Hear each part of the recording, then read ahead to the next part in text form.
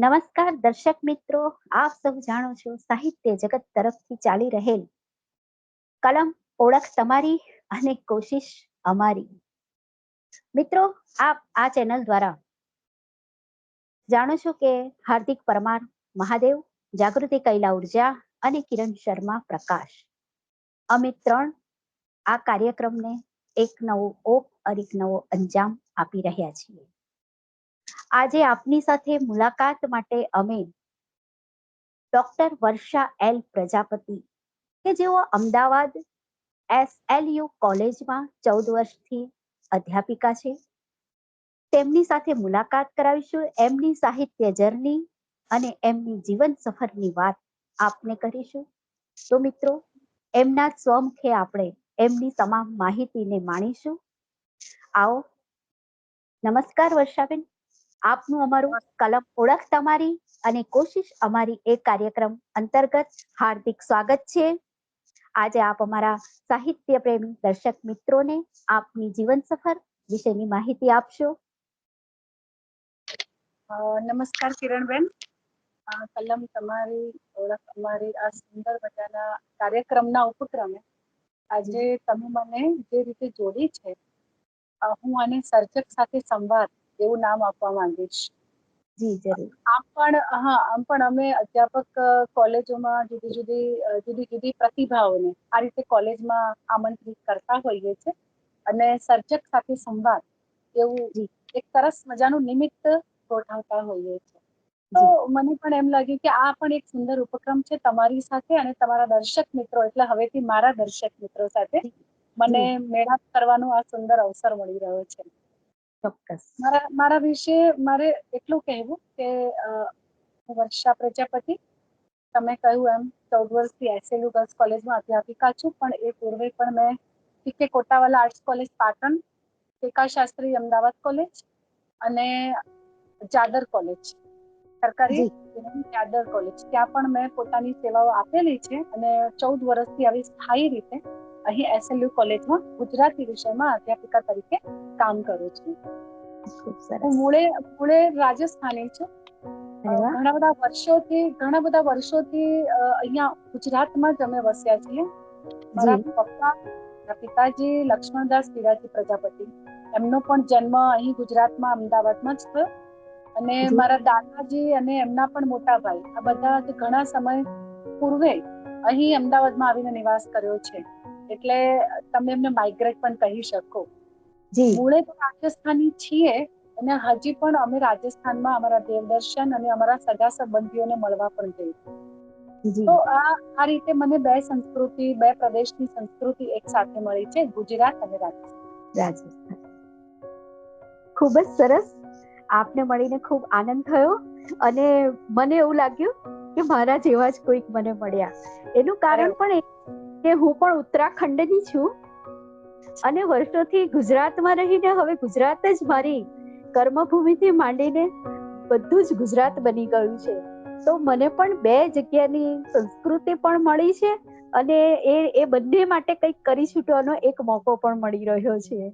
તો આપને મળીને ખરેખર મને ખૂબ આનંદ થયો અને હવે આપની જે જન્મભૂમિ કર્મભૂમિ છે તેના વિશે, મતલબ કે આજ કે રાજસ્થાનમાં જન્મ થયો તો ને પછી અહીં આવ્યા કે અહીંયા જ જન્મ થયો હતો? હા, હું એ વિશે આપને જણાવું. મારો જન્મ અહીં અમદાવાદમાં થયો છે, કેમ કે મારા પિતાજીનો જન્મ પણ લક્ષ્મણદાસ પીરાજી પ્રજાપતિ, એમનો જન્મ પણ અમદાવાદમાં થયો અને મારા દાદાજીનો જન્મ રાજસ્થાનમાં થયો. એટલે મારી પૂર્વેની પેઢી એ રાજસ્થાનથી આવેલી. દાદા અને એમના મોટા ભાઈ, આ બધાનો જન્મ રાજસ્થાનમાં થયો. પહેલા સિરોઈ પાસે આવેલું ગામ છે, લાય ગામ એવું કહેવામાં આવે છે. આજે પણ અમે સિરોઈ જઈએ છીએ, અમારી અવર જવર છે ત્યાં. અમદાવાદ અમારી કર્મભૂમિ છે અને જન્મભૂમિ પણ અમદાવાદ છે, પણ એમ કહેવાય છે ને કે આપકે પુરખો કી જમીન એવું કહેવાય છે. તો એની સાથેનો જે ઋણાનુબંધ છે, નાતો છે, એ મારું રાજસ્થાન સાથે છે. અને અમે આટલા વર્ષોથી અમદાવાદમાં રહીએ છીએ, પણ અમે અમારું નૃત્ય, અમારી વેશભૂષા, અમારી ભાષા, અમારી રહેણી કહેણી, અમારી ખાણી પીણી આજે પણ રાજસ્થાની જેવી છે. આજે પણ અમે નૃત્ય એટલે કે રાજસ્થાની જે ઘુમર નૃત્ય બહુ જ પ્રચલિત છે. જી, એ જી. અહીંયા અમે અમદાવાદમાં આટલા વર્ષો વીત્યા છતાં અહીંયા રહ્યા છતાં પણ અમારા સગા સ્નેહી અમારા લગ્નોત્સવ જેવા કાર્યક્રમો થાય ત્યારે આજે હમ. પણ અમે રાજસ્થાની જ નૃત્ય કરીએ છીએ. અરે તો વાહ. આ એક જન્મભૂમિ સાથેનો નાતો, વતનની જે માટી છે એનું આપણામાં એમ કહેવાય ને આપણા લોહીમાં આવે એ હા. સંસ્કાર એ હમ. આજે પણ અમારી સાથે છે. રાજપૂત, આમ તો ગુર્જર રાજપૂત એમ કહીએ. જી, મારું રાજસ્થાન પ્રજાપતિ સેવા સમાજ સમિતિ આખું એવું નામ છે. જી. રાજસ્થાનમાંથી અમે જયારે અમદાવાદમાં આવ્યા છીએ ત્યારે એટલે મારું ગુર્જર તરીકે ઓળખ થાય છે. હમ, બીજું હમ. કે અમારી મૂળ ભાષા મારવાડી ભાષા છે. એટલે અચ્છા. જ્યારે ત્યાંથી રાજસ્થાનથી અહીં ક્યારે સગાવાલા સ્નેહીઓ અમને મળવા આવે ત્યારે અમે મારવાડી બોલીએ અને મારવાડીની ઇતર બીજી અમે હિન્દી ભાષા પણ બોલીએ. કેમ કે જી. અમારે ત્યાં સિરોહીમાં, ઉદયપુરમાં થોડીક વ્રજની છાંટ વાળી ઉદયપુરની ભાષા પણ અમે હા. બોલતા હોઈએ છીએ. અને જી. ગુજરાતી તો અહીંયા વસ્યા છીએ એટલે આવડે જ છે. તો આ હા. રીતે ભાષાનો પણ સુંદર મજાનો નાતો કર્મભૂમિના અનુસંધાનમાં રહે છે. ખૂબ સરસ. વાહ. વર્ષાબેન, આપને સાહિત્ય ક્ષેત્રે ક્યારથી લગાવ થયો? હા, આ છે ને આના વિશે હું આખો એક નિબંધ લખી શકું એમ છું. આહા. એટલા માટે કહું છું, હા, જી. એટલા માટે કહું છું કે હું 9મા ધોરણમાં અભ્યાસ કરતી હતી. અને અચ્છા. 9મા ધોરણમાં અભ્યાસ કરતી હતી ત્યારે મેં પહેલી પંક્તિઓ લખી હતી. હમ. હિન્દી સાહિત્ય સાથે મેં કોઈ દિવસ એટલે હિન્દી સાહિત્યમાં મેં કઈ વાંચન કેવું નહોતું કર્યું. હવે 9મા ધોરણનો વિદ્યાર્થી શું વાંચે અથવા એને બરાબર. કેટલી સમજ હોય સાહિત્યની. પણ હમ. પેલું જે કુદરતી મારા મોટાભાઈ કમલેશભાઈ પૃથ્વીરાજી પ્રજાપતિ એ જે ખરા એમની પહેલી દીકરીનો જન્મ થયો અને અત્યારે એનું નામ કૃષ્ણ છે પણ એનું ત્યારે છે ને રાશિ પ્રમાણે છાયા નામ હતું. અને એના જી. પરથી મને પંક્તિઓ સૂચી હતી. આજે તો એ પંક્તિ પણ જાણે વિસરાઈ ગઈ છે. પણ હમ. ત્યારથી મારું લખવાનું શરૂ થયું અને પછી તો હું અહીંયા સ્વામિનારાયણ સ્કૂલમાં ગોમતીપુર ખાતે અમદાવાદમાં ત્યાં જી. મારો અભ્યાસ છે. એટલે ત્યાં હું મારા પુસ્તકો, મારી નોટ જ્યાં ત્યાં મારી નોટોની પાછળની સાઈડ પંક્તિઓ જ લખેલી હોય, કવિતાઓ જ લખેલી હોય. હમ. એથી શરૂઆત કરી મેં લખવાની. એટલે નાતો મારું સાહિત્યનું કેવું છે, કુદરતી છે. તમે એમ કહી શકો કે કોઈ ઋણાનું બંધ હશે મારું ખીલાભાવનું, કે એનો કોઈ વારસો મને મળ્યો હશે કે 9મા જી. ધોરણના વિદ્યાર્થીને તો કઈ કવિતાની બહુ સમજ ના હોય પણ હા, પેલા હા. જેવું આપણે લખીએ એવી રીતે મેં લખવાનો આરંભ કર્યો હતો ત્યારથી. અને પછી ત્યારથી યાત્રા સતત ચાલુ રહી. પણ કેટલાક હમણાં એમ કહીએ કે 10 વર્ષ પહેલા એટલે કે આજે 2024 છે એટલે મેં 2014થી મારું સાહિત્ય થોડુંક પ્રગટ કરવાનું મને લાગે છે. એ સમયે નવું વોટ્સઅપ આવ્યું હતું અને જી. ત્યારથી આપણે ટેકનોલોજીનો જે સારો ઉપયોગ કરતા હોઈએ એટલે જુદા જુદા મેગેઝિનમાં અને જુદી જુદી રીતે આવી ઓનલાઈન ચેનલ્સ હોય કે ત્યાં આપણે વોટ્સઅપ ગ્રુપ હોય, ફેસબુક હોય. ફેસબુકમાં પણ હું 2017થી જોડાઈ. પણ ઓકે. મીડિયામાં આવી રીતે મારી રચનાઓ મુક્તિ થઈ જેથી મારો આત્મવિશ્વાસ થોડો ઓકે. વાહ, ખૂબ સરસ. સરસ ટેકનોલોજીનો સદુપયોગ કરીને તમે આગળ વધી રહ્યા છો. અ વધે. તો તમને આ સાહિત્યમાં વધારેમાં વધારે કયા પ્રકારો પર લખવું ગમે છે? આમ તો ગીત મારું મૂળભૂત ગમતું સ્વરૂપ છે. એટલા હમ. માટે કે જ્યારે હું એસવાયમાં હતી, એફવાયમાં મેં બહુ ગીતો નથી લખ્યા, બહુ કવિતાઓ ઓછી લખી છે. પણ એસવાયમાં હું આમ રસ્તે ચાલતા ચાલતા પણ મને સ્ફુરણ થયા કરે. ટીવાયમાં હમ. હોઉં ત્યારે વિદાય સમારંભ જેવો કાર્યક્રમ હોય ત્યારે પણ મને સ્ફુરણ થાય. અને હમ. ખાસ મને વર્ષા ઋતુ ખૂબ ગમે છે. તો અરે. વરસાદની ધારા જ્યારે ઝરમર વરસતી હોય ત્યારે પણ હમ. મને અલગ જ પ્રકારની લાગણી મારામાં ઉદ્ભવતી હોય એવું મને લાગે. અને એ જે જી. સ્વયં શબ્દનું પહેલું આવે એનાથી મારી રચનાઓ અમે લખી છે. ઝરમરતા વરસાદે આવી મને પૂછી હૈયાની વાત, એવું એસવાયમાં મેં આ ગીત લખ્યું હતું. આજે એ જી. ગાઉં ને કોઈ માને નહીં કે મેં એસવાયમાં આ રચના લખી હશે. એટલે એ હમ. રીતે મારો તો ગીત સ્વરૂપ સાથે સૌથી વધારે રહ્યો. પણ છેલ્લા જી. 5-6 વર્ષથી એટલે કે 2017થી મેં ગઝલ લખવાનું પણ શરૂ કર્યું. હવે હમ. આમાં પણ તમને નવાઈ લાગશે કે જે હું શાળા સમયમાં કેટલાક શેર શાયરીઓ પણ લખતી પણ હા, ત્યારે હા. મારી સભાનતા નહોતી કે આને ગઝલ કહેવાય કે આને હમ. મુક્તક કહેવાય. બસ હું લખતી. પણ જયારે આ 2017માં હું મારી જૂની ડાયરીઓ ખોલીને બેઠી અને મેં જોયું તો મને ત્યારે હું પોતાના માટે અચંબિત થઈ. તો હમ. ઓહો, મને લખતા પણ આવડતી હતી અને એ પણ તમે માનશો મેં છંદ શીખ્યા નહોતા તે સમય 2017માં કે પછી હું બહુ જ પૂર્વકાળની વાત કરું ત્યારે પણ લયની એક સારી સમજ હતી ગીતને લીધે. તો જી ગઝલમાં પણ ક્યાંક ને ક્યાંક લય કામ કરે છે અને એને લીધે એના શબ્દોના જે બીટ્સ આવવા જોઈએ, તાલ આવવો જોઈએ, એ મને ભલે ખબર ના હોય કે તે રમલમાં છે કે હઝઝમાં છે કે લગાગા છે કે ગાલ ગાગા છે, પણ એ આવે જ રીતે. તો બરાબર. આ મને મારી માટે પણ એક ચમત્કાર જેવું લાગ્યું છે ખરેખર તો, કે મેં તે સમય પણ છંદમાં લખ્યું હતું મને ખબર નથી. તો ગીત, ગઝલ, છંદસ, હાઈકુ, ક્યારેક ક્યારેક મુક્તકો, શેર શાયરી અને આ તો મારી પદ્યની વાત થઈ. અને ગદ્યમાં મને સૌથી વધારે નિબંધ અને નાટક ખૂબ ગમે છે. અચ્છા. પછી વાર્તાઓ ગમે લખવી. એટલે હજી સુધી મેં નિબંધો થોડાક લખ્યા છે પણ ક્યાંય પ્રકાશિત નથી કર્યા. હમણાં લગભગ ગયા વર્ષે મેં રાધામાં કરીને મારા દાદી ઉપર ચરિત્ર લખ્યું છે. ઓકે. તમે ઉષાબેન ઉપાધ્યાયનું નામ સાંભળ્યું હશે. અત્યારે અમદાવાદમાં અને બીજી બધી બહુ જ સંસ્થાઓ સાથે જોડાઈને ઉષાબેન જુઈ મેળાના સરસ કાર્યક્રમ કરી રહ્યા છે. તો એ અંતર્ગત મેં રાધામાં એક ચરિત્ર નિબંધ બેનને આપ્યો હતો. એ ગમે ત્યારે પ્રકાશિત થશે. એવી રીતે મુક્તિ એકાંકી પણ મેં મારા કોલેજ કાળ દરમિયાન લખેલું હતું. એ પણ આજે પણ મૂકી રાખ્યું છે. એવી જ રીતે ગિરનારની હવામાં જયારે મેં ગિરનારની યાત્રા કરી તે સમય જી. દરમિયાન મને સ્ફુરણ થયું તો એની ઉપર પણ મેં નિબંધ લખ્યો છે. તો આમ મને ગદ્યમાં સૌથી વધારે નાટક અને નિબંધ સ્વરૂપ ગમે છે. અરે વાહ, ખૂબ જ સરસ.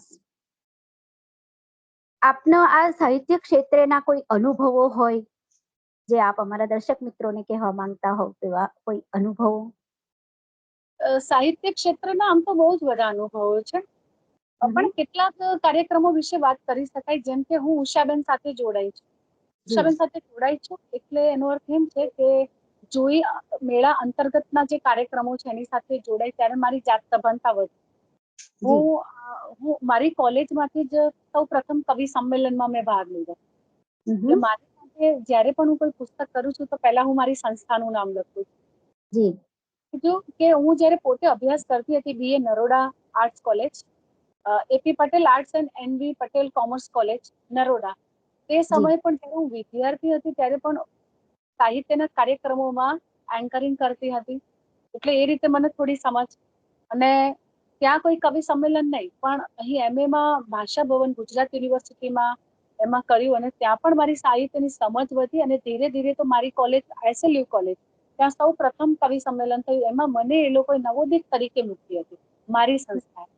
ત્યાંથી મારી યાત્રા આરંભાઈ. અને પછી તો મેં મારો કાવ્યપાઠ, આજે આપણે મીડિયા એટલું સરસ છે ને કે આપણે વાત થોડીક મૂકીએ તો હા. લોકો પ્રોત્સાહન આપણને આપોઆપ મળે છે. એટલે મારામાં મને વિશ્વાસ થયો. લોકોએ જે કોમેન્ટ્સ આપી, કેટલાક લોકોએ મને સંપર્ક કર્યો. પછી ધીરે ધીરે નાનું ગ્રુપમાંથી મોટું ગ્રુપ થતું ગયું. જી. સારા સારા કાર્યક્રમોમાં મને ઇન્વિટેશન મળતું ગયું. હમણાં એક વર્ષ પૂર્વે હું ઇન્દોર, એટલે 2023માં ઇન્દોરમાં પણ મોટું કવિ સંમેલન હતું નેશનલ, ત્યાં પણ જઈ આવી. અરે અને વાહ. ત્યાં મને મારી કાવ્ય કલા માટે કોકિલ હીરા પારિતોષિક વિશ્વ ભારતી સંસ્થાન દ્વારા કોકિલ હીરા પારિતોષિક કવિતા માટે એનાયત થયો. આ અરે વાહ. રીતે બીજા ગાંધીનગર ખાતે પણ હમણાં 2 મહિના પહેલા જ સરસ મજાનું ગુજરાત સાહિત્ય સભા એમનું જે વર્તુળ છે એની સાથે પણ હું જોડાઈ અને કાવ્ય સંમેલન સરસ રીતે યોજાયું. બહેનો સાથેના કવિ સંમેલનોમાં મને વધારે હંમેશા તક મળી છે. કદાચ અરે. મારું આ લહેરું છે કે હું ભણી છું પણ કન્યા શાળામાં, અને આજે હું જ્યાં નોકરી કરું છું, વ્યવસાયિક મારું ક્ષેત્ર છે એ પણ SLU એ ગર્લ્સ કોલેજ છે. અને ઓ. જુઈ મેળો પણ આખું બહેનોનું છે. એટલે એટલું છે. આ શક્તિ સાથે સીધો અનુબંધ રહ્યો છે એવું મને લાગ્યું. આ સિવાય પણ ભાઈ બહેનો એટલે કે મેલ ફિમેલ જે પણ પોઈટ છે એની સાથે પણ કેટલાક કાર્યક્રમોમાં હું જોડાઈ છું અને એના બધાના સુખદ સંભાળના રહ્યા છે. વાહ, ખૂબ જ સરસ. ખૂબ જ સરસ. સંભાળનાની સાથે સાથે આપને ઘણા બધા પારિતોષિક મળ્યા છે. તો એ કયા કયા પારિતોષિક મળ્યા છે? હા, કારણ કે એની પહેલા હું મારા થોડા સાહિત્ય સર્જનની વાત કરું, કેમ કે અચ્છા. એની સાથે એનું અનુસંધાન છે. જરૂર જરૂર. 2019માં મેં સૌ પ્રથમ ગીત સંગ્રહ આપ્યો. અહીં હું મારી પાસે થોડીક પુસ્તકો લઈને બેઠી છું, તો આવવાનું. એ પણ હું એનો પરિચય કરાવું. ચોક્કસ. મોર પીછના સરનામે, અરે વાહ. મોર પીછના સરનામે આ મારો પ્રથમ ગીત સંગ્રહ છે, 2019માં પ્રકાશિત થયું. જી જી. આ સંગ્રહની પ્રસ્તાવના અને એની ભૂમિકા વિશે મણિલાલ હ પટેલ સાહેબ, આપણા ગુજરાતી સાહિત્યના મૂર્ધન્ય સર્જક, અને હા. વિનોદ જોશી, કવિ વિનોદ જોશી, એમણે એની આવકાર શુભેચ્છાઓ લખી છે. જ્યાં વાહ. એમને યોગ્યતા લાગી છે ત્યાં એના કોટ પણ કર્યા છે, વિધાનો પણ કર્યા છે. એ મને જી. ખૂબ ગમ્યું છે. મારા કેટલાક મિત્રો પણ એના શુભેચ્છાઓ કે પછી એમ કહીએ ને આવકાર, એવા હા. પ્રતિભાવ આ પુસ્તક માટે આપ્યા, અને એ પણ મેં આ પુસ્તકની અંદર લીધા છે. તો 61 ગીતોનો આખો સંગ્રહ છે. અરે વાહ. પછી એ સમયે મારે આમાં તો માત્ર ગીતો જ છે, પણ મેં ગઝલો પણ લખી હતી. હમ. તો પણ એ સમયે ગઝલો પ્રકાશિત કરવી કે નહીં એની એક મીઠી અવઢવ હતી. તમે જી. માનશો, હમણાં 2023માં ગત વર્ષે હમ. ઓક્ટોબરમાં મેં એક સાથે મારા 3 પુસ્તકો પ્રકાશિત કર્યા. અરે એમાં વાહ. અલખ મલક અજવાળું કાવ્ય સંગ્રહ, એમાં હાથ જાજમ થઈ જતા એ ગઝલ સંગ્રહ છે. અને સાહિત્યમાં માત્ર સર્જન નહીં, મને વિવેચન અને સંશોધનમાં પણ એટલી જ રુચિ રહી છે હંમેશા. એટલે એની સાથે મેં નવલકથા વિશેષ એવું પુસ્તક પણ કર્યું, જેમાં 14 નવલકથાઓ વિશે મારું વિવેચન કાર્ય પણ છે. આ અરે વાહ. 3 પુસ્તકો એક સાથે આવ્યા. આની પૂર્વે 2017માં મેં નાટ્ય પ્રતિભા એવું પુસ્તક કર્યું, જે યુજીસી સ્પોન્સર્ડ એમ કહેવાય કે એક પ્રોજેક્ટ હતું, માઇનર રિસર્ચ પ્રોજેક્ટ. એના જી. અંતર્ગત 9 નાટકો વિશેનો અભ્યાસ કર્યો હતો. હા. પ્રેગ્નન્સી સમયે મેં આ કામ પૂરું કર્યું હતું. એટલે પણ મારી માટે ખૂબ અગત્યનું છે અને મને યાદગાર રહી યાદ. ચૂક્યું છે. અને ચોક્કસ. 2014માં રમેશ પારેખની કાવ્ય કલા, એ હમ. મારું સંશોધન પીએચડી સંશોધન કાર્ય છે. અને જી. એ 300 થી ઉપર પૃષ્ઠનું છે અને બહુ સરસ કામ થયું છે. એની નોંધ બિપિન આશર, આપણા સૌરાષ્ટ્રના બહુ જ સારા અધ્યાપક, અને ખૂબ એમનું કામ છે, એમણે એની નોંધ લીધી. અને આ પુસ્તકને ગુજરાત સાહિત્ય પરિષદ અમદાવાદ, આ સંસ્થા ત્યાં સ્થિત છે, ગુજરાતી સાહિત્ય પરિષદ ખાતે હરિલાલ માણેકલાલ દેસાઈ પારિતોષિક 2017માં એનાયત થયું. તો અરે આમ વાહ. અત્યાર સુધી મારા કુલ છે ને, અને હમણાં ઉર્મી કાવ્ય એવું સરસ મજાનું પુસ્તક આવી રહ્યું છે, એ સાહિત્ય સ્વરૂપ ગ્રંથ શ્રેણી એવા ટાઇટલ હેઠળ એક સાથે 44 થી 45 પુસ્તકો લોકોના આવી રહ્યા છે. જેમાં અરે. બળવંત જાની સર આમાં આ પ્રોજેક્ટમાં જોડાઈ રહ્યા છે, અને એમના અંતર્ગત અમારા જેવા લેખકોને પણ એમને જોડ્યા છે. તો એમાં અરે. ઉર્મી કાવ્ય વિશેનું કાર્ય મારું છે. તો આ હમ. પુસ્તક પણ ટૂંક સમયમાં આવવાનું છે. એમ ટોટલ મારા 7 પુસ્તકો થયા.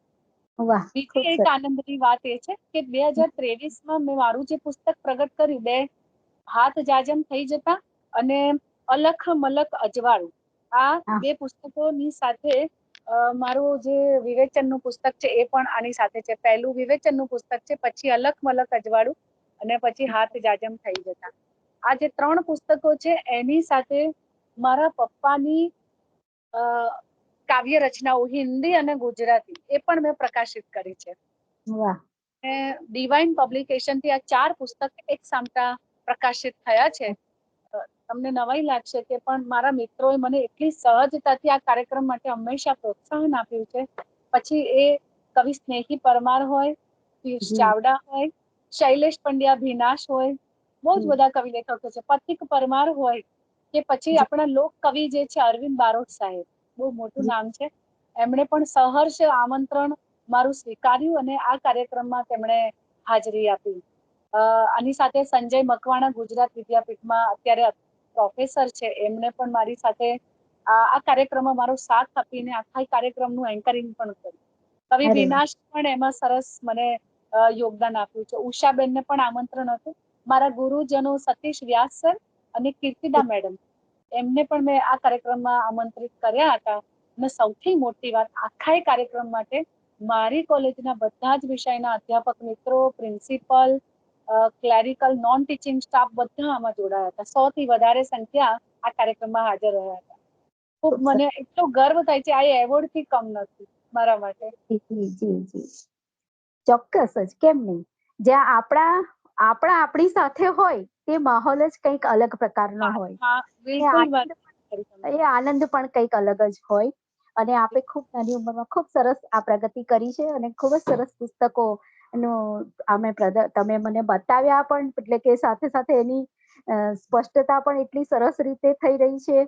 અને આપ નાનામાં નાની દરેક બાબતને પણ આની અંદર વણી લો છો. સાથે રહેલા સાથી મિત્રોને પણ એટલું જ માન સાથે બધાને યાદ કરી રહ્યા છો. ખૂબ સરસ આપની વાત છે. આ સિવાય આપના હવે આ કલમથી આગળ વધીને પણ કંઈક કરવા ઈચ્છા છે, કે અથવા આપનો કોઈ બીજો શોખ છે જેને પણ આપ પોષી રહ્યા છો, એવું કંઈક? તમને મારા શોખ વિશે મારે કેવું જ છે. જી જી. સાહિત્ય તો મેં તમને અગાઉ વાત કરી ને કે ધોરણ 9 થી હું કંઈક ને કંઈક હા. લખું છું. ગીત લખું છું, ગઝલ લખું છું, શેર લખું છું, મુક્તક લખું છું, હાઈકુ લખું છું, બરાબર. હમ. તમને નવાઈ લાગશે પણ મને છે ને નૃત્યનો પણ એટલો શોખ છે. મેં કોઈ ક્લાસિકલ નૃત્ય નથી શીખ્યું, પણ જી. જેમ ઘુમર ડાન્સ છે રાજસ્થાની, એ હોય હમ. કે પછી ગુજરાતી ગરબા જે હોય, તો એમાં મને રાસ ગરબાનો ખૂબ શોખ છે. તો અરે વાહ. કોલેજ કાળથી જ મેં આમાં પ્રવૃત્તિમાં ભાગ લીધો છે, અને મને ક્યાંક ને ક્યાંક એના ઇનામ પણ મળ્યા. શેરી ગરબા હોય તો એમાં પણ મને રુચિ રહી છે, અને એમાં પણ મેં ભાગ લીધેલો છે. તો નૃત્ય, સંગીત એ તો છે જ, પણ મને ચિત્રનો પણ એટલો શોખ છે. અરે વાહ.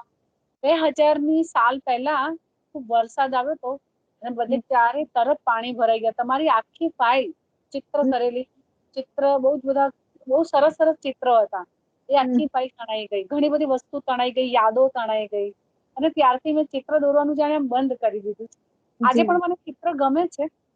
મારા મોટા બેનની દીકરી છે માનસી માલવિયા, એ બહુ જ સરસ અત્યારે ફાઇન આર્ટ કરે છે, અને બહુ જ સરસ રીતે ચિત્રો દોરે છે. એનો ફર્સ્ટ અત્યારે 3rd યરમાં છે, પણ એ લગભગ એનો ફર્સ્ટ જ આવતો હોય છે. એને હમ. જયારે ચિત્ર દોરતા જોઉં છું ને, તો મને મારો વિદ્યાર્થી કાળ યાદ આવી જાય છે. એને પણ ક્યારેક કલરમાં કે રંગો પૂરવામાં, ચિત્રો કેવા પસંદ કરવા કોઈ કોમ્પિટિશનમાં, તો એના વિશે માર્ગદર્શન જોઈતું હોય, તો હું એને ક્યાંક ને ક્યાંક માર્ગદર્શન આપું છું. મેં જી. આવો કોઈ કોર્સ નથી કર્યો, પણ મને એની સૂઝ છે. એટલે એને કારણે મને રંગોળી પણ ગમે. મેં એમ કહીએ ને બ્રાઇડલ મેકઅપ ને આ બધું પણ મારા વિદ્યાર્થી કાળમાં બધું શીખી લીધું છે. આજે જી. મને કેવળ સંગીતનો શોખ છે, આજે મને નૃત્યનો શોખ છે, અને સાહિત્ય સાથે મારે ખાસ બનાવે. મને માટીકામનો પણ એટલો શોખ છે. અરે વાહ. નાની મોટી મૂર્તિઓ મેં બનાવી છે. મેં સૌપ્રથમ ભગવાન બુદ્ધની મૂર્તિ બનાવી હતી. તમને હમ. સાઈઝ તો હું કહી નહીં શકું, પણ હું તમારા હાથથી કહી શકું છું, આટલી સાઈઝ જ મૂર્તિ બનાવી હતી. અરે વાહ. એ પણ વરસાદમાં પાણીમાં બધું આમ વેરવિખેર થઈ ગયું, તણાઈ ગયું. પણ મારા જીવનસાથી વિકાસ માલવિયા, એમની માટે મેં પ્રથમવાર આપણે જેમ કહીએ મિસ યુનિવર્સ, મિસ વર્લ્ડ એવું આપણે કહીએ ને, એવું કંઈક હા. મૂર્તિ મારા મનમાં ચિત્ર હતું એવું. તો મેં છે ને માટીકામ, માટીના જથ્થામાંથી આખી એનો આમ આકાર બનાવી, અને નીચે માછલી આકાર બનાવતા, પગ નહોતા બનાવ્યા, માછલીની જે મીન હોય ને નીચે, એની પાંખો હોય ને, એ હા. બનાવી, કમળમાં મૂકી, કમળ આખું બનાવી, અને એની ઉપર આખી મૂર્તિ મેં તૈયાર કરી હતી, અને એમને મેં ગિફ્ટ કરી હતી. અરે પણ વાહ. પછી મેં કશું નથી બનાવ્યું. મેં સરસ્વતીની પણ મૂર્તિ બનાવેલી છે, હમ. ગણેશજીની મૂર્તિ બનાવેલી છે. અને આજે પણ અમારા ઘરમાં જયારે ગણેશોત્સવ હોય, ત્યારે 4 દિવસ માટે કે 5 દિવસ માટે પણ હું મૂર્તિ બનાવતી હોઉં છું. મારા હાથથી જ બનાવું છું, સેવા અરે. પૂજા કરું છું. એટલે આ રીતે મને કલા ક્ષેત્ર સાથે ખૂબ નાતો છે. માટીકામ તો આમ પણ અમારા રાજસ્થાનનું દેન છે. હમ. અમે જાતે કુંભાર, એટલે માટી સાથેનો તો બહુ ઘનિષ્ઠ સંબંધ છે અમારે.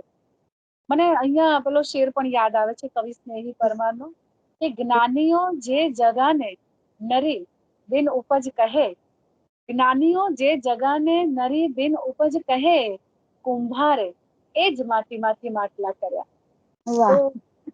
પેલું કેવાય ને કે કવિએ તો બહુ શાનદાર શેર લખ્યો છે, પણ આપણને ક્યાંક ને ક્યાંક એ પ્રોત્સાહન મળે છે કે સાવ હા. ઉચ્ચ સમજીને લોકો એને હા. નકારી દે છે. હે ને, જ્ઞાનીઓ કહેવાતા જ્ઞાની, પણ હમ. એક કલાકાર હોય છે, એ દરેકને ઘાટ આપે છે. ટાટા. સર્જક હોય, શિક્ષક હોય, કે કોઈ સમાજ સુધારક હોય, એનું આ જ કામ છે, માટીમાંથી માટલા ઘડવાનું, સારા વિદ્યાર્થીઓ આપવાનું. સર્જકનું કામ પણ એ જ છે ને, કે બે એ પંક્તિ, આ કવિનો શેર હું આજે તમારી સામે કેમ બોલી શકું છું, એટલે જ બોલી શકું કે મારી જેમ કેટલાય લોકોને પ્રેરણા આપી ચૂક્યો હશે. તો ચોક્કસ. બસ આ કલાના ક્ષેત્ર સાથે હું આવી રીતે જોડાયેલી છું, અને સાહિત્ય સિવાયની પણ આ બધી મારી પ્રિય કલાઓ છે. ખૂબ સરસ, ખૂબ જ સરસ.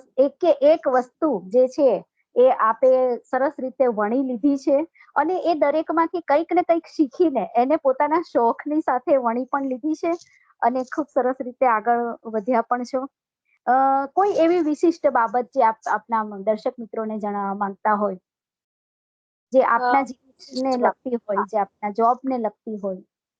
હા, અગાઉની વાતમાં એક વાતની અવશ્ય હું પૂર્તિ કરું છું કે મારા પિતાજી પણ ખૂબ કલાકીય ક્ષેત્રમાં આગળ છે. આવી કોઈ સારા જ્યોતિષ છે, વાસ્તુશાસ્ત્રમાં પણ આગળ છે. એ પોતે સારા કવિ છે, જે મેં હમણાં તમને સંગ્રહનું નામ બતાવ્યું, સાગર કી એક બૂંદ, એનું પુસ્તકનું. એ પૂછવા એ કહેવત હતી હા કે હા વારસામાં જ આવ્યું હોય એવું લાગે છે, જ્યારે પિતાની પણ આટલી સરસ પુસ્તક બહાર પડ્યું હોય. હા હા, બસ બસ એ એ સાચું, એ તમારું નિરીક્ષણ સાચું. તમારું જી ઓબ્ઝર્વેશન બહુ સહી છે. એટલે એ પોતે હિન્દી ગુજરાતી લખતા ને, તો કદાચ મને પણ એ બે ભાષાનો વારસો મળે છે. વારસો એમ મળ્યો. જેટલી કલા એમને આવડે છે ને, એટલી મને પણ આવડે છે. એ તો સુથારી કામ પણ કરી જાણે છે. એ તો ઘર ચણવું હોય ને તો દિવાલો ચણી શકે છે. જી એટલે જી આપણે ત્યાં 64 કલાઓનો મહિમા છે. એક જી પણ કલા બાકી નથી કે જે નથી જાણતા. એ રેકી પણ જાણે, એ હસ્ત ચિકિત્સા મંત્ર પણ જાણે, એ કુંડળી બનાવવાનું સુંદર સાહિત્ય પણ જાણે. તો એ વારસો મને મળ્યો છે. હું આજે એમને એટલા માટે હંમેશા, આજે પણ એ જીવિત છે. એમની 72 થી ઉપર એમની આયુ થઈ છે. અને હું જયારે એમને મળું છું, ત્યારે આધ્યાત્મિકતાની સાથે જ એમની સાથે જોડાયેલી છું. અમે જી બાપ દીકરી બંને મળીએ ને, પિતા પુત્રી, તો અમે સમાજની વાતો ના કરીએ, ઘર ગૃહસ્થીની વાતો ના કરીએ. અમે તો રામ ભજનની વાત કરીએ, કૃષ્ણની વાત કરીએ, સત્સંગની વાત કરીએ, આત્મા પરમાત્મા શું છે એની વાત કરીએ. જી એટલે જી આ છે ને, મને નાનપણથી મળ્યું છે, મારા દાદાને કારણે અને મારા પિતાજીને કારણે. હવે જી તમે કહ્યું વિશિષ્ટ વાત કે આપણે શું આપી શકીએ એમ છે, અથવા તો મારે શું કહેવું છે. જી સૌ પ્રથમ તો હું એમ કહીશ કે જીવનમાં કોઈ ને કોઈ કલા સાથે જોડાઓ. હા ચાહે ચિત્ર હોય, સંગીત હોય, સાહિત્ય કલા હોય, નૃત્ય કલા હોય, પોતાના શોખને કોઈ વ્યક્તિએ મારવો ના જોઈએ.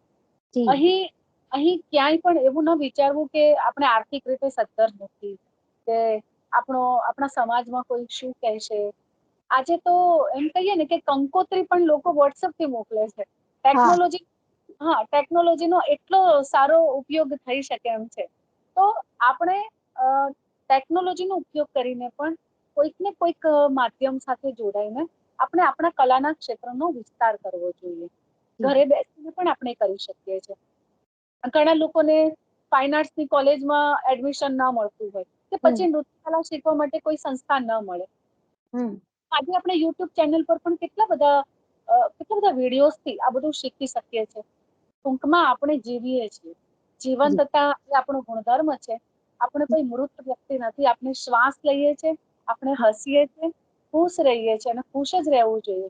કેમ કે એવું કીધું છે ને આપણા શાસ્ત્રોમાં, પિંડેસો પિંડેસો બ્રહ્માંડ. એટલે કે જે આપણા પિંડમાં છે ને, એ સમગ્ર બ્રહ્માંડમાં છે. તો આપણી કલાનો જે વારસો છે, સમગ્ર ઉર્જામાં એમ કહેવાય કે વિગલિત થશે અથવા વિસ્તાર. એટલે પહેલી વાત તો કલાના ક્ષેત્રની, કે કલા સાથે જોડાવું. બીજું કે એકલા મોટા સપના પણ આપણે ક્યારેય ના જોવા, કે જેને કારણે ક્યારેક પૂરા ન થઈ શકે, આકસ્મિક કારણને લીધે. તો આપણે ડિપ્રેસ થઈ જઈએ, કે આપણે હતાશ થઈ જઈએ. અને હંમેશા જીવનમાં બે ઓપ્શન રાખવા, આ નહીં તો આ કરીશ. જે લોકો એવો ટાર્ગેટ લગાવે ને કે મારે તો બસ પ્રોફેસર જ બનવું છે, કે મારે તો ડોક્ટર જ બનવું છે.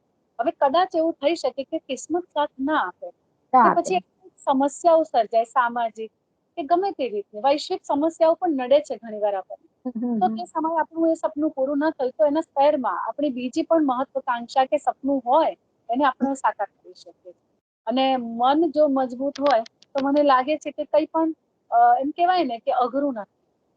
હું એફવાયમાં હતી ને, ત્યારથી મેં છે ને આ નક્કી કર્યું હતું કે મારે પ્રોફેસર બનવું. મારા ટીચરને પૂછ્યું, રમીલાબેન ભટ્ટને, નરોડા કોલેજના, કે મેડમ મારે શું કરવું? તો કે દર વર્ષે ફર્સ્ટ ક્લાસ આવવો જોઈએ. એટલી મહેનત કરશે તો તું ટકી જઈશ. અને તમે માનશો, ફર્સ્ટ યરથી મારો ફર્સ્ટ ક્લાસ જ રિઝલ્ટ આવતું. કેમ કે મેં એટલી સખત મહેનત કરી. એટલે પ્રારબ્ધ અને પુરુષાર્થ બે વસ્તુ ત્યાં કામ લાગતી હોય છે. એટલે ક્યારે પણ જીવનમાં ડિપ્રેશન જેવો શબ્દ જ ના આવવો જોઈએ. આપણે ત્રીજી વસ્તુ એ કહેવા માંગીશ કે ક્યારે અતિશય કોઈના પ્રભાવમાં ના આવવું, અને આપણે જાણી જોઈને પ્રભાવ પણ ન પાડવો. આ છે મારા પપ્પાએ આપેલો મને મંત્ર છે, કે પ્રભાવ પાડવો પણ નહીં અને પ્રભાવમાં આવવું પણ નહીં. એટલે કે કોઈની કલાને તમે એને પ્રોત્સાહિત કરો, એને સરસ રીતે તમે એને એના શબ્દોથી નવાજો, પણ તમે એમાં 100% તમારા અસ્તિત્વને ગુમાવીને એના ના થઈ જાઓ. તો તમે જી. તમારું અસ્તિત્વ ગુમાવી બેસો તો તમે કઈ નહીં કરી શકો. હમ. એટલે દરેકે પોતાનું સ્વમાન જાળવવું જોઈએ, પોતાના અસ્તિત્વનું, પોતાના ગુણોનું. જી. બીજાની પણ એટલી જ પ્રશંસા કરીએ, એના કામની કદર કરીએ, અને સાથે સાથે સ્વમાનથી પોતાના કાર્યને પણ આગળ ધપાવીએ. ખાસ વિદ્યાર્થીઓ માટે કહીશ કે આજનો સમય યુવા પેઢીનો છે. જી. તો યુવાનોએ પણ આ જ વસ્તુ ધ્યાનમાં રાખવાની છે કે ટેકનોલોજીનો સારો ઉપયોગ કરો. જેમ મીડિયા તમને સારું નરસું બંને આપે છે, તો તમારે તમારી ઉર્જા કઈ છે, સકારાત્મક છે કે નકારાત્મક? તમે સકારાત્મક ઉર્જાના છો તો તમે સકારાત્મક જ સમાજને આપવાના છો. એટલે જી. એવા જ કાર્યક્રમોમાં જોડાઓ, એવું જ વાંચન કરો, એવા જ સપના જુઓ અને એવા જ મિત્ર વર્તુળ રાખો જે તમને અડધી રાત્રે પણ તમારા કામમાં આવી શકે, અને ક્યારે પણ તમારી જો નિર્બળતાઓ હોય કે મર્યાદાઓ હોય ને તો પણ તમને મૂકીને ના જતા રહે, તમારી પડખે ઉભા રહે. બસ એ સૌથી મોટું સંભાળનું એમની પાસે છે. ચોક્કસ, ખૂબ જ ઉમદા અને ખૂબ જ ઘણી સારી બાબતો શીખવા પણ, જાણવા પણ અને માણવા મળી. આ સિવાય આપને જે પારિતોષિક મળેલા, આપ કોઈ હોદ્દા ઉપર રહ્યા હોય એવી કોઈક માહિતી? હા, હોદ્દાની વાત કરીએ તો આમ તો હું કોઈ પણ સંસ્થા સાથે જોડાઉં કે કંઈ પણ કામ કરું, મારો મૂળ હેતુ કામ કરવાનો હોય છે. મને જી. કામ કરવાનો ખૂબ આનંદ આવે છે. જી. ઘરનું કામ કરતી હોય કે બહારનું કામ કરતી હોય, ધારો કે હું વાસણ ઘસવા બેઠી હોઉં ને તો મને કોઈએ બૂમ પાડી હોય ને તોય મને નથી સંભળાતું. મારી બેન મને ઘણી વાર કહે કે તારું ધ્યાન ક્યાં છે, તો હું એમ કહું વાસણ ઘસવામાં. બીજી વસ્તુ હું કહું, જ્યારે હું કોઈ લેખ લખતી હોઉં ત્યારે પણ એક એક શબ્દનું એમાં ધ્યાન રાખું, એવી રીતે હું કામ કરું. એટલે કામ વર્ક સાથે હંમેશા મારું અનુસંધાન કર્યું. અને એને કારણે કદાચ કોલેજમાં મને સાંસ્કૃતિક પ્રવૃત્તિઓમાં એના કોઓર્ડિનેટર બનાવ્યા છે. ઘણા વર્ષોથી હું 10 વર્ષથી છું. એક વિદ્યાર્થીની સાંસ્કૃતિક પ્રવૃત્તિઓનો રિપોર્ટ આપવો, કોઈ વિદ્યાર્થી રહી ના જાય, કોઈ નબળી વિદ્યાર્થી હોય તો એને પ્રોત્સાહિત કરવી, એની માટે શું કરી શકીએ છીએ એ મારું ફોકસ હોય છે. અમે જી. સાચું કહું તો મને વિદ્યાર્થીઓ સૌથી વધારે ગમે છે. કેમ કે હું પોતે પણ આજે પણ જયારે લેખ ને એવું બધું લખું કે કોઈ પુસ્તક તૈયાર કરું, તેના અર્પણમાં હું લખું છું આજીવન વિદ્યાર્થી. મને વિદ્યાર્થી રહેવું વધારે ગમે છે. કેમ ગમે કે લાઈફ, જીવન હંમેશા આપણને કંઈક ને કંઈક શીખવે છે. પાડે અને છે. એટલા માટે જ મારું કોઈ નિશ્ચિત માર્ગદર્શક નથી. અને જી. જો તમારે માર્ગદર્શકનું નામ પૂછવું હોય તો મારી પાસે બહુ લાંબી યાદી છે. હું જી. કેટલા જી. નામ કેટલા હું નામ બધા પાસેથી કઈ ને કઈ કંઈક શીખતી ને રહીશ. મળ્યું છે. અને જી. આના કારણે જ ગુજરાતી અધ્યાપક સંઘ, અમારા અધ્યાપકોનું છે ગુજરાતીઓના, આ વિષયના જ અધ્યાપકો એમાં જોડાયેલા છે, ઘણા વર્ષોથી છે અને બહુ સરસ છે. એ અધ્યાપક સંઘ સાથે હું 2 વર્ષથી મંત્રી તરીકે જોડાયેલી છું. આમ અરે તો વાહ. આખા અધ્યાપક સંઘમાં એક પ્રમુખ હોય અને દર વર્ષે એ બદલાય, અને મંત્રી લગભગ 5 વર્ષ સુધી રહે. તો આ મારું બીજું વર્ષ છે. એટલે મંત્રી પદે છે. અખિલ ભારતીય સાહિત્ય પરિષદ કર્ણાવતી મહાનગર એકમ, એની પણ જુદી જુદી શાખાઓ છે, અમદાવાદની પણ છે. અને એમાં હું સભ્ય તરીકે અમારા મિત્ર વર્તુળ સાથે જોડાયેલી છું. અમે જી. કોરોના પછીના સમયગાળામાં અમે 35 થી વધુ ઓનલાઈન કાર્યક્રમો એમાં કર્યા છે. અરે વાહ. તો આ રીતે પણ કાર્યક્રમો કરીએ છીએ. ગુજરાત સાહિત્ય અકાદમી સાથે પણ ક્યારેક મળી અને અમે કાર્યક્રમ કરીએ છીએ. બીજા પણ ઘણા બધા અવકાશ છે, જેમ કે GTPL ના કોઓર્ડિનેટર છે શૈલેષ પંડ્યા વિનાશ, એમની હા. સાથે મળી પણ કાવ્યરસ ચેનલમાં પણ GTPL માં 10 જેટલા લાઈવ પ્રસારણ આપેલા છે કાર્યક્રમ. જી. તો આવી રીતે મિત્રો જ અમને સપોર્ટ કરે છે. ત્યારે હું વર્ષા એવું નથી માનતી કે વર્ષાની એક જે ભૂમિકા છે એ વર્ષા પૂરતી છે, એવું નથી. હું માનું છું કે મારા બધા જ મિત્રો આની સાથે છે. એટલે દર વર્ષે ક્યાંક ને ક્યાંક કોઈ પણ કાર્યક્રમ, કવિ સંમેલન જેવો યોજાય તો મારા મિત્રોને એમાં અવશ્ય બોલાવું છું. હું જી. આટલું પણ એવું ન રાખું કે કોઈ મારાથી છૂટી ગયું. અને લગભગ એવું બને કે ગુજરાતી અધ્યાપક સંઘ દ્વારા વિદ્યા વિસ્તાર વ્યાખ્યાનમાળા હું દર વર્ષે વિદ્યાર્થીઓ માટે કાર્યક્રમ કરું છું. તો એમાં પણ જુદી જુદી કોલેજમાંથી અધ્યાપકોને પણ બોલાવું છું. અને દરેક અધ્યાપક રિપીટ નથી થતો. એટલે એનું કારણ એ છે કે હું ઈચ્છું છું કે મારી વિદ્યાર્થીનીઓ જુદી જુદી કોલેજના અધ્યાપકોને પણ ઓળખે, અને અધ્યાપકો પણ મારી કોલેજને ઓળખે. એ મારો એમાં હેતુ રહેલો છે. તો આ જી. પદની વાત કરો છો એટલે બસ આ છે. બાકી તો હું એમ કહું ને કે હું બસ શ્રી કૃષ્ણની છું. શ્રી કૃષ્ણને સમર્પિત ભાવથી એને બહુ જ પ્રેમ કરું છું. લગભગ મારામાં આ ભાવ 5 વર્ષથી વધારે ઉજાગર થાય. એમ તો નાનપણથી છે, પપ્પાને કારણે પણ છે. મારા પપ્પા રામદેવ પીરના ભક્ત છે, પણ જી એ આજના સમયમાં કૃષ્ણ સ્વરૂપની જે ભાવના છે, પ્રેમની ભાવના, શુદ્ધ ભાવના, એ હમ કદાચ મારા આવી ગઈ છે, જીનેટિક રીતે પણ તમે કહી શકો. અને જી 5 વર્ષથી મને જે ભાવ અંદર ઉર્જા કે હું જે કંઈ અનુભવું છું, એને કારણે મારી કવિતામાં પણ ક્યાંક ને ક્યાંક એ ડોકાય છે. અને સેવા પૂજા તો હું મારી રીતે કરતી જ હોઉં છું, કાનાની, લડ્ડુ ગોપાલની. તો આને પદ ના કહેવાય, પણ આને પ્રેમ કહેવાય. તો પ્રેમ. પ્રેમ પણ એક પદ છે, એમ હું જોઉં છું. જી જી સર, ચોક્કસ, કેમ નહીં. ખૂબ જ સરસ, ખૂબ જ સરસ. વર્ષાબેન, આપને મળીને ખરેખર ખૂબ જ આનંદ થયો. આપના જીવનની કોઈક માહિતી હજુ જો બાકી હોય તો અમારા દર્શક મિત્રોને આપ કહી શકો છો. બાકી આપની જે કહેવાની પદ્ધતિ, રીત છે, એ પણ એવી એટલી સરસ છે કે એવું થાય છે કે હજુ આપ કંઈક બોલતા રહો અને હું સાંભળતી રહું. અરે વાહ. આનંદ. નહીં, ખરેખર દરેક વાતની એટલા માટે કે કોઈ પણ પોઈન્ટ, કોઈ પણ મુદ્દો એવો નહોતો કે જેમાંથી કંઈક જાણવા ન મળે, જેમાંથી કંઈક શીખવા ન મળે. ફક્ત ચર્ચા છે એવું નથી. એટલે એને કારણે આપની સાથે વાત કરવી ખૂબ આનંદદાયક રહી કે ઘણું બધું નાની નાની બાબતોમાંથી પણ જોવા, જાણવા અને શીખવા મળ્યું છે. આપ આ સિવાય કંઈક કહી શકો તો આપ. બસ મારો જીવનનો એક જ મંત્ર છે કે જી નેકી કર, દરિયા મેં ડાલ. જી આ છે. અને બીજું હું માનું છું પ્રેમ. જી પ્રેમ એ એક ભાવ છે. ભાવ પ્રેમ જુદા જુદા સ્વરૂપે, વ્યાપક રૂપે આપણી સામે આવે છે. ભાઈ બહેનના રૂપે, પતિ પત્નીના રૂપે, મિત્રના રૂપે, પ્રેમી અને પ્રેમિકાના રૂપે. છે. મેં જે રીતે પ્રેમની ભાવનાને સમજી છે ને, તો જ્યાં પ્રેમ છે ત્યાં દ્વેષને સ્થાન નથી, ઈર્ષાને સ્થાન નથી. એટલે આ જીવન પર્યંત હું કદાચ આ જ રીતે કૃષ્ણને પામવા માંગુ છું, પ્રેમ કરીને, બધાને પ્રેમ કરીને.